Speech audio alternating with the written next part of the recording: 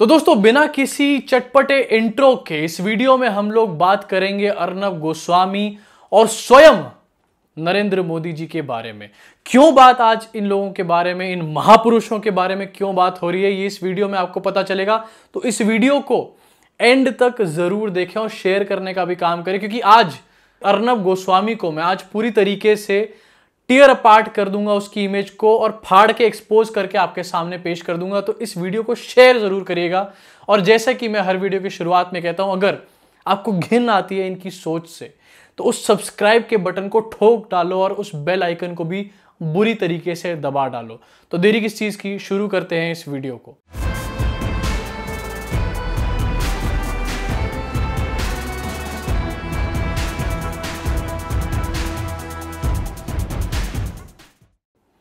तो दोस्तों जैसा मैंने बताया, अर्नब गोस्वामी और नरेंद्र मोदी जी को अभी साइड रखते हैं, पहले बात करते हैं अर्नब गोस्वामी के बारे में।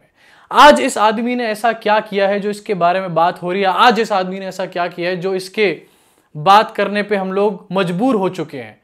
एक वीडियो क्लिप वायरल हो रही है सोशल मीडिया पे, खासकर से ट्विटर पे, जहां पर अर्नब गोस्वामी अपनी सो कॉल्ड पत्रकारिता के जरिए सवाल उठाने की कोशिश कर रहा है। लेकिन असल में वो आदमी क्या कर रहा है?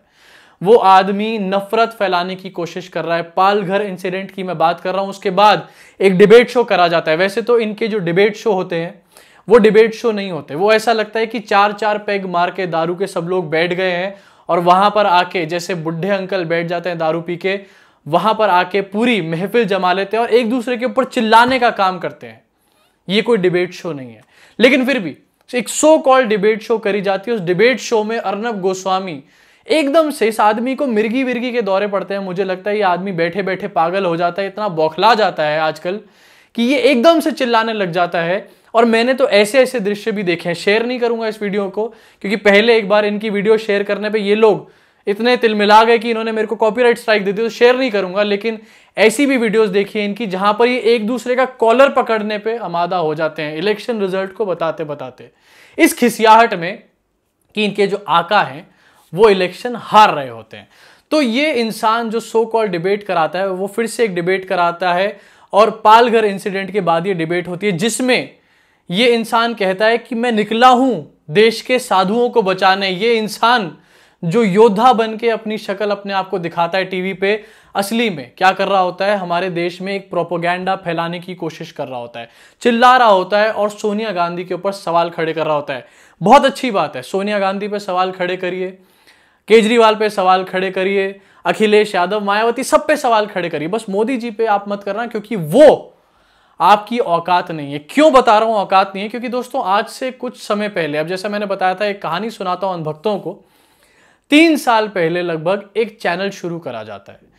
अर्नब गोस्वामी, यही अर्नब गोस्वामी जो आज हल्ला मचाते हैं, जिनको मिर्गी के दौरे पड़ जाते हैं चैनल पे बैठे बैठे एकदम से, 3 साल पहले ये एक चैनल पे सामने आते हैं एक ब्रेक के बाद। टाइम्स नाउ के पहले बहुत बड़े फेस थे ये, बहुत सवाल पूछे इन्होंने राहुल गांधी से, सोनिया गांधी से, पिछली सरकारों से बड़े सवाल करें। लेकिन जैसे ही भारतीय जनता पार्टी सरकार में आती है, कुछ दिन तो ये पत्रकारिता करते हैं, उसके बाद गायब हो जाते हैं। लोगों को लगता है पता नहीं कहां गायब हो गए, लेकिन अंदर ही अंदर प्लानिंग चल रही होती है एक नया चैनल खोलने की। 6 मई 2017 को एक नया चैनल एक ब्रांडिंग के साथ लॉन्च किया जाता है और ये दिखाया जाता है कि ये चैनल तो भाई सबका सब, दूध का दूध पानी का पानी करके रख देगा, आपके सामने हर किसी को एक्सपोज करके रख देगा। लेकिन आज नौबत यह आ गई है कि उस चैनल पे सिवाय प्रोपेगेंडा के कुछ नहीं चलाया जाता।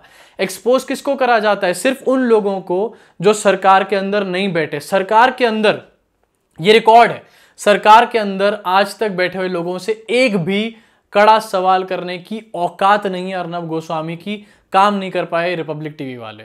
इनके जितने भी रिपोर्टर्स हैं वो तंग करते हैं लोगों को, इंट्रूड करते हैं। और जब इनको इंट्रूड करा जाता है या फिर इनसे सवाल पूछा जाता है फ्लाइट में, तो ये अपने हाई लेवल कॉन्टैक्ट्स को इस्तेमाल करके कुणाल कामरा को फ्लाइट में चढ़ने से ही बैन करवा देते हैं। ये अर्नब गोस्वामी जो आज की डेट में बात कर रहे हैं और योद्धा बनने की कोशिश कर रहे हैं हमारे देश के या फिर हिंदू समाज के, लेकिन ये अर्नब गोस्वामी भूल चुके हैं इस चीज को कि आज भी अगर आप विकिपीडिया पे खोल के देखो, अर्नब गोस्वामी का विकिपीडिया पे पेज खोल के देखो, तो उस पे आपको दिखाई देगा कि अर्नब गोस्वामी ने एक चैनल खोला रिपब्लिक टीवी, जो कि भारतीय जनता पार्टी की सपोर्ट से खोला गया। बहुत सारे लोग मुझसे ये सवाल पूछते हैं कि यार भाई एक बात बताओ कि क्या ये भाजपा का चैनल है? जब विकिपीडिया पे अर्नब गोस्वामी के पेज पे, और अर्नब गोस्वामी का पेज विकिपीडिया पे कौन बनाएगा? अर्नब गोस्वामी के ही लोग बनाते हैं डेफिनेटली। वहां पर यह चीज लिखी हुई है कि भारतीय जनता पार्टी की सपोर्ट से रिपब्लिक टीवी खोला गया है। तो आज हम कैसे इस चीज को डिनाई कर सकते हैं कि यह भारतीय जनता पार्टी का एक प्रोपेगेंडा नहीं फैला रहा चैनल? ये चैनल के नाम पे धब्बा है, जहां पर असली पत्रकारिता होनी चाहिए, जहां पर इस टाइम पे सरकार से सवाल होने चाहिए कि भाई जो टेस्टिंग किट आए थे इतने पैसे खर्च करके, आखिरकार वो सही क्यों नहीं निकले, पहले क्यों उसके बारे में जांच पड़ताल नहीं करेगी? वहां आज ये रिपब्लिक टीवी सवाल खड़े कर रहा है कि हमारे देश में आखिरकार साधुओं को मारा जा रहा है और उस पर सवाल क्यों नहीं खड़ा हो रहा? अबे सवाल खड़ा हो रहा है अर्नब गोस्वामी, सुन ले, सवाल खड़ा हो रहा है और लोग जवाब भी दे रहे हैं और हम भी सवाल खड़ा कर रहे हैं। ये चीज मैं देखकर हैरान रह गया और मैंने सोचा कि आखिरकार ये इंसान एकदम से कहां से निकल आया? रोज तो मोदी जी के गोबर भक्त आते हैं और मोदी जी के कहने पे कोई ना कोई प्रोपेगेंडा फैलाते हैं, तो आज ये क्यों? तो आपको अच्छे से पता होगा कि गल्फ कंट्रीज और अरब कंट्रीज, खासकर से यूएई, इस टाइम पे कितने सारे सवाल खड़े कर रही है इस चीज के ऊपर कि हमारे देश में मुसलमानों के साथ क्या हो रहा है। और सवाल खड़े करने के बाद मोदी जी, मुख्तार अब्बास नकवी, जो एम्बेसडर हैं यूएई में इंडिया के, वो खुद बचाव में सामने आए हुए हैं। और ऐसे में जब बचाव किया जाता है तो भारतीय जनता पार्टी के लोगों को यकीनन यहां पर एक ऑर्डर दिया जाता है कि भाई जब तक हम लोग बचाव कर रहे हैं तुम कोई प्रोपेगेंडा नहीं फैलाओगे। लेकिन अर्नब गोस्वामी तो गोदी मीडिया है, अर्नब गोस्वामी गोदी मीडिया वाले हैं। जैसे कि रजत बेशर्मा गोदी मीडिया वाले थे, ये अर्नब गोस्वामी गोदी मीडिया वाले हैं। इनको तो कोई मनाही नहीं है प्रोपेगेंडा फैलाने पे, तो इनको इस तरीके से एक प्रॉक्सी बनाकर इस्तेमाल किया जा रहा है आज की डेट में। ये प्रोपेगेंडा जो था ये किसी के भी द्वारा फैलाया जा सकता था, लेकिन जो यूएई के लोग बैठे हैं उनकी नजरें हैं, मोदी जी उनके सामने हाथ जोड़ के कह रहे हैं कि भाई हम तो ब्रदरहुड और यूनिटी फैला रहे हैं, कोरोना वायरस का कोई धर्म नहीं है। उनको सफाई देते नहीं थक रहे, उनके आगे उनकी चमचागिरी करते नहीं थक रहे। इसीलिए इस आदमी के थ्रू पालघर के इंसिडेंट का एक पूरा प्रोपेगेंडा बना के, पैकेज करके एक प्रोपेगेंडा आपके सामने दिखाया जा रहा है, परोसा जा रहा है। अब मैं बढ़ना चाहूंगा नरेंद्र मोदी जी की तरफ। वीडियो थोड़ी सी लंबी होगी लेकिन पूरी जरूर देखिएगा। एक हमारा अंधभक्तों का सेगमेंट होता था, उसको भी हम वापस लेकर आएंगे। लेकिन अभी मोदी जी के बारे में बात आज इसलिए हो रही है क्योंकि भारतीय जनता पार्टी एक नए काम पे निकल आई है। भारतीय जनता पार्टी इस टाइम पे मोदी जी को एक ऐसा लीडर दिखा रही है जो कि वर्ल्ड में बेस्ट लीडर है। एक ट्रेंड चलाया जा रहा है इस पे भी, ट्विटर पे, जहां पर यह कहा जा रहा है कि मोदी जी वर्ल्ड के बेस्ट लीडर हैं। मैं ये सवाल पूछना चाहता हूं, वैसे तो ये ट्रेंड जो है भारतीय जनता पार्टी का पेड ट्रेंड है, पैसे देके ट्रेंड चलवाए जाते हैं, हम सब अच्छी तरीके से जानते हैं। इस पेड ट्रेंड के जरिए भारतीय जनता पार्टी क्या दिखाना चाहती है कि बेस्ट प्रधानमंत्री या बेस्ट लीडर है मोदी जी पूरे वर्ल्ड के? किस बेसिस पे इस बात को भारतीय जनता पार्टी बोल रही है? क्या भारतीय जनता पार्टी ये कह रही है कि हमारे देश में कोरोना वायरस पे हमने एक फतेह हासिल कर ली है? भारतीय जनता पार्टी के गोबर भक्त संबित पात्रा जैसे लोग इस चीज को एंडोर्स कर करके सारे में फैला रहे हैं कि Modi ji world best leader बन चुके हैं इस टाइम पे। और इसका आधार बताया जा रहा है अमेरिका के एक यूनिवर्सिटी की एक रिसर्च, एक तरीके से वहां पर करी गई एक स्टडी, जिसमें यह बताया गया कि मोदी जी बहुत ज्यादा पॉपुलर है इस टाइम पे। अब ऐसी स्टडी किसी भी यूनिवर्सिटी या किसी भी इंस्टीट्यूशन को पैसे देके कोई भी करा सकता है। ये स्टडी के मुताबिक डोनाल्ड ट्रंप से भी ज्यादा जो पॉपुलर और अच्छे नेता हैं वो मोदी जी हैं। इस स्टडी के मुताबिक जो न्यूजीलैंड की प्राइम मिनिस्टर हैं जसिंडा, उनसे भी ज्यादा अच्छे हैं मोदी जी। न्यूजीलैंड में जहां पर ऑलमोस्ट खत्म होने की तर्ज पे आ चुका है कोरोना वायरस, वहां की प्रधानमंत्री से ज्यादा अच्छे हमारे देश के प्रधानमंत्री हैं, जो कि टेस्ट ही नहीं करा पा रहे अपने देश में। आखिरकार किस बेसिस पे इनको वर्ल्ड्स बेस्ट लीडर पिच करा जा रहा है? मुझे ये चीज समझ नहीं आती। और सिर्फ यहां तक बात होती तो ठीक थी, बात यहां तक नहीं है। यहां पर एक कोशिश और चल रही है। आपके सामने एक ट्वीट आपको दिखाता हूं जो कि भारतीय जनता पार्टी के ही हैंडल से करा गया ट्वीट है।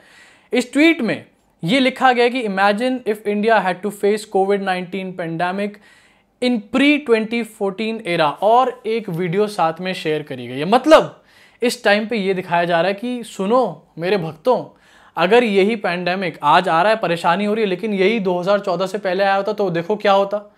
अबे यार 2014 के आगे आके 6 साल हो गए हमारे को। अगर अभी भी आप उसी चीज पे राजनीति करोगे तो इसका मतलब आप देश को कभी भी तरक्की के पथ पे लेके ही नहीं जाने वाले, ये आप चीज इंश्योर करके बता रहे हो, एक ठप्पा मार रहे हो इस चीज पे।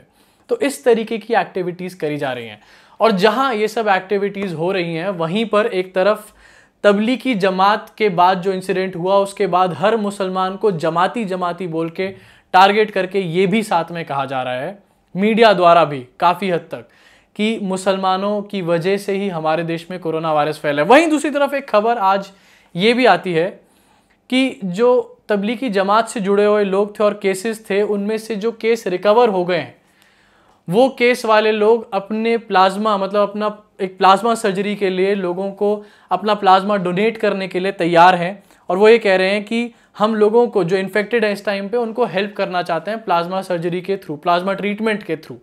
इस चीज़ को कोई आपको नहीं बताएगा कि जमाती जो हैं वो ऐसी बातें भी कर रहे हैं, देश में अच्छाई और प्यार का संदेश भी फैलाने की कोशिश कर रहे हैं। मैं किसी धर्म के पक्ष में नहीं हूँ, मैं किसी जात के पक्ष में नहीं हूँ। इनफैक्ट मैं तो ये कहता हूँ कि धर्म के आधार पर बात होनी नहीं चाहिए राजनीति में, लेकिन जब टारगेट करके किसी को डीमोनाइज करके दिखाया जाता है तो यहाँ पर उसी धर्म की अच्छाई वाली बातें भी आपके सामने लानी ज़रूरी हैं और शायद इसी का नाम असली जर्नलिज्म, असली पत्रकारिता है। अभी के लिए दोस्तों इस वीडियो में इतना ही। आप लोगों पे मैं पूरी तरीके से छोड़ देता हूँ, शायद इन सब चीज़ों को हम आने वाली वीडियोज़ में डिस्कस करेंगे बार बार, लेकिन आप पे पूरी तरीके से छोड़ देता हूँ मैं ये कि आखिरकार ये अर्नब गोस्वामी जैसे लोग कर रहे हैं वो पत्रकारिता है या क्या है, हमारे देश को किस डायरेक्शन में धकेलने का वो लोग काम कर रहे हैं। ये सब चीज़ें सोचने का काम मैं आप पे छोड़ देता हूं क्योंकि आप सबसे ज़्यादा समझदार हैं। अभी के लिए इस वीडियो में इतना ही। अगर आपको ये वीडियो अच्छी लगी हो तो शेयर तो ज़रूर करें, साथ ही साथ अगर मेरा काम पसंद आ रहा हो तो आप जाके पेट्रियन पे मुझे सपोर्ट कर सकते हैं। लिंक डिस्क्रिप्शन में ऑलरेडी मैं उसका दे चुका हूँ। हर वीडियो के डिस्क्रिप्शन में आपको मेरे पेट्रियन का लिंक मिलेगा। 100-150 रुपये दे के आप मुझे सपोर्ट कर सकते हैं। आपका कुछ नहीं जाएगा, लेकिन मेरे को डेफिनेटली इससे बहुत बड़ी सपोर्ट मिलेगी। अभी के लिए इतना ही, धन्यवाद।